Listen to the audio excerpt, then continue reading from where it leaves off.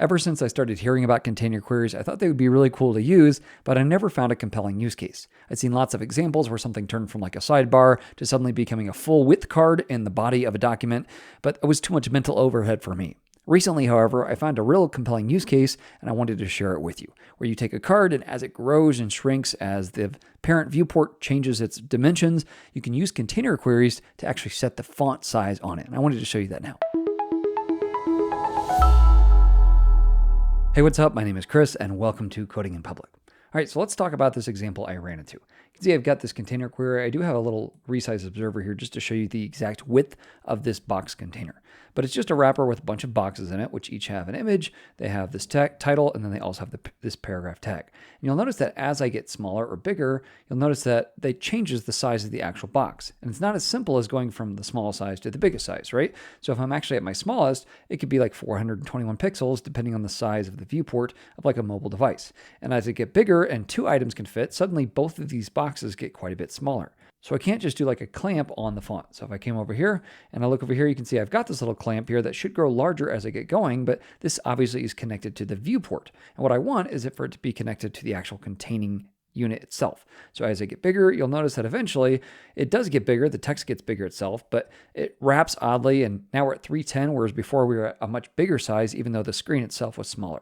This is the perfect use case for something like container queries. So let's come in here and talk through what we would do. Now the containing unit itself is this box with the class of div. And you can see that it's got all the stuff you'd expect like I just mentioned a moment ago. So what we need to do is come over here. Let's go ahead and add a box declaration. And the first thing I need to do is set a container type on this. Now there are a couple of different values. Usually the one you want is inline size. This says the size of the container left to right in left to right languages. And that's what I want.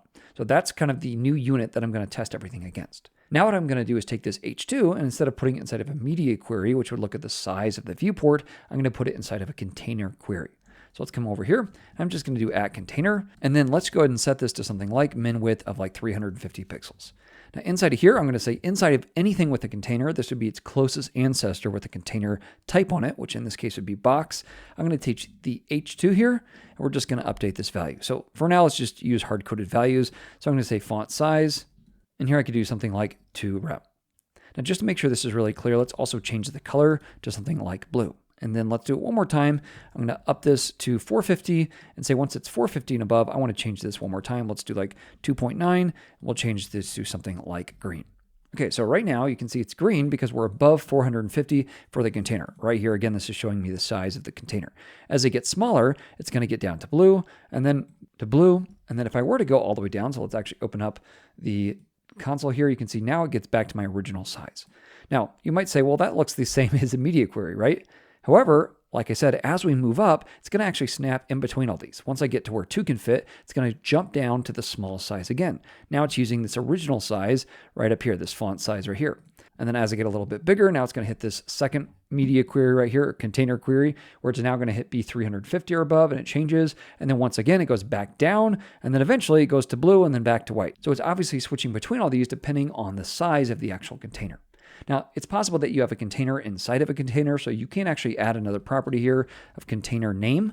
And here I can name it something like box. And then right here, all you have to do is say container, and then you'd name the thing. So the box in this case. Now, I only have one wrapping container at this point, so this doesn't really help me, but you can imagine if you had like another nested container in here, you might want to say, hey, based on the parent container, which you might have some name like parent on here, then I would change it based on the box, then I might change it to something else. So you can actually have multiple nested items as well. Now, like I mentioned, you do have inline size. The other options are inline, which take both the block and the inline. And my understanding is that it takes the larger of those two and uses that to set up your container. On the other hand, you can also use normal. And normal doesn't worry about the size of the container, but it does use the styles of the container to then update other items later on. So you can actually use the styles of a container to say when this style is this way, then do something to its, container children right inside here. Now with container queries, you do get some other units. So for instance, you have a container width like this. So you can set this to like 2 container widths, which is 2% of the container width for this font size.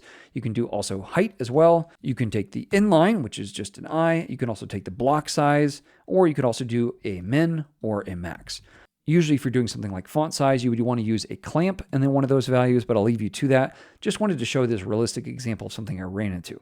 I've seen a lot of these container query videos where they're like, hey, if you want this thing to be on the sidebar and then it swaps over and becomes a card in the middle, then you want to change sizes based on where it's at. And for me, like that's way too much mental like gymnastics. Maybe at some point I'll apply it like that. But here it's a card that I always know what it's going to look like. I just want to change the font size based on how big the actual containing unit is. And this was a great example of something like that in a realistic project. I hope that was a helpful example and gave you the basics of working with container queries. I should mention that even though these are stable in modern browsers, you may need to have fallbacks, so you may want to check into that if you want to use this in production somewhere. Thanks so much for watching. I'll catch you in the next one. Happy coding.